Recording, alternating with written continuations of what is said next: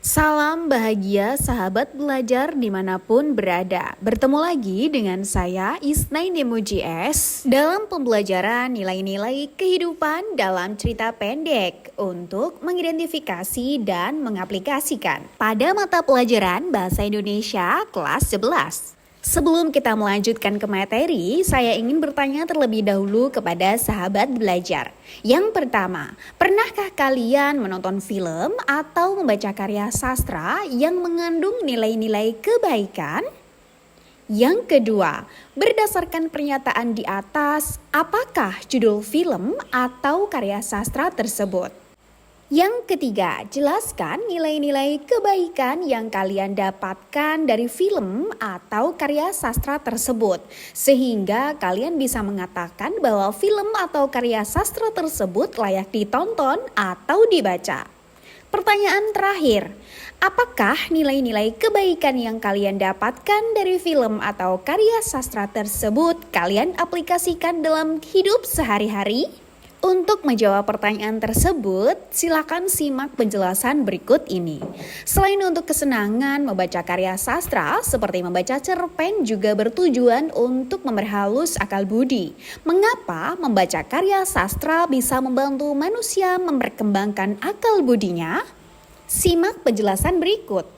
Dengan membaca karya sastra seperti cerpen, manusia dibantu untuk mengembangkan rasa empati, belas kasih, menghormati perbedaan, toleransi, dan sebagainya. Dalam karya sastra termuat nilai-nilai kehidupan yang diambil dari peristiwa yang dialami manusia. Kita lanjutkan, apa itu nilai? Nilai adalah suatu standar baik buruknya suatu tindakan bagi orang lain dan diri sendiri. Apa sajakah yang termasuk unsur ekstrinsik? Yang pertama, nilai moral, nilai sosial, nilai budaya, nilai politik, dan nilai agama. Nilai-nilai tersebut biasanya dapat kita temukan dalam cerpen, baik yang tertuang secara eksplisit maupun secara implisit. Yang pertama, ada nilai moral. Nilai moral juga biasa disebut juga dengan etika, yaitu penilaian baik buruknya perilaku seseorang. Contohnya, ada manusia yang jujur, rendah hati, punya integritas, punya kepedulian kepada sesama. Berikutnya adalah nilai sosial.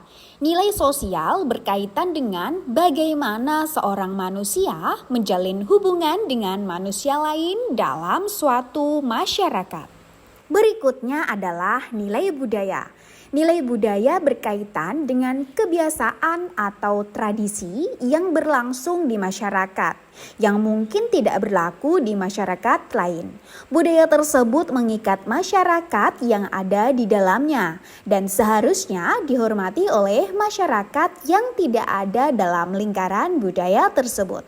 Contoh, nilai budaya seperti suku Dayak yang sangat memegang teguh ajaran pada sukunya seperti selalu membawa mandau. Nilai politik. Nilai politik berkaitan dengan bagaimana suatu masyarakat hidup dalam aturan dan ketentuan suatu negara atau pemerintahannya. Selanjutnya yaitu nilai agama. Nilai agama berkaitan dengan aturan dan ketentuan dari agama-agama yang ada, yang nilainya berbeda antara masing-masing agama.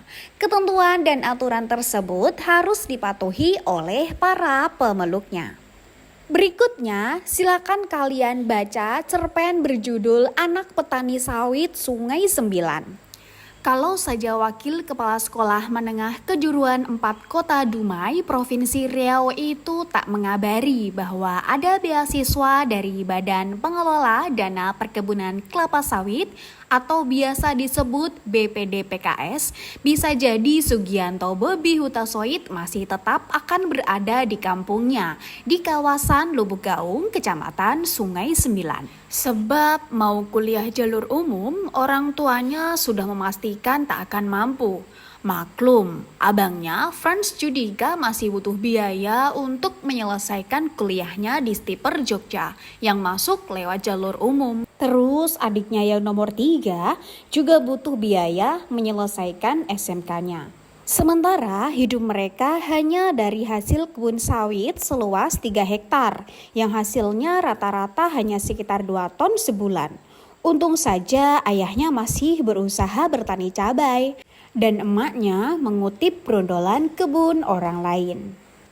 Saya ikut juga mendodos, memanen kelapa sawit dan bersihkan kebun Pak, cerita anak kedua dari 4 bersaudara ini saat berbincang dengan gatra.com di kantin kampus Akademi Komunitas Perkebunan Yogyakarta atau biasa disebut AKPY. Di kawasan Sleman, Yogyakarta itu 3 pekan lalu. Dapat info beasiswa tadi, kata lelaki yang jamak disapa Bobby ini, dia pun mulai mempersiapkan syarat yang dibutuhkan. Lantaran di tempat saya sinyal susah, saya terpaksa ke kawasan Simpang Pulai, sekitar 6 km dari rumah. Di sana ada sinyal HP. Disitulah saya upload berkas secara online. Walau 6 km, lumayan juga itu Pak, lantaran di tempat kami belum jalan aspal, katanya tertawa. Waktu tes, kata Bobby, dia terpaksa ke Dumai. Bergabung bersama 29 bakal calon mahasiswa lain yang sama-sama mengadu nasib. Saya tes untuk AKPY dan LPP Yogya. Sempat juga ikut tes Stiper beasiswa Sinarmas, tapi nggak lulus Pak. Syukurlah di AKPY saya lulus. Saya ambil jurusan budidaya tanaman, katanya. Mendengar Bobby lulus beasiswa, orang tuanya benar-benar bangga. Begitu juga para tetangga. Sebab tak banyak anak-anak yang kuliah dari sana, apalagi yang lulus beasiswa. Waktu akan berangkat ke Yogya, Bobby langsung menyimpul pesan orang tuanya kuat-kuat. Bagus-bagus belajar di sana, sopan dan ikuti pelajaran dengan baik. Usahakan masuk 10 besar. Bisa atau tidak, semua ada di tanganmu. Yang pasti, kalau kau kerja keras, kau akan berhasil. Begitulah pesan orang tuanya itu. Bagi Bobby, sawit adalah masa depan. Itulah makanya dia semakin semangat untuk kuliah di sawit. Sawit ini luar biasa. Walau ada COVID, sawit tetap lancar. Kelak saya mesti punya kebun sawit sendiri dan berkarir di dunia perkebunan sawit, tekadnya. Setelah kalian membaca dan menyimak cerpen tersebut, silakan analisis nilai-nilai kehidupan dalam cerpen. Terima kasih atas perhatiannya, mohon maaf atas kekurangan. Assalamualaikum warahmatullahi wabarakatuh.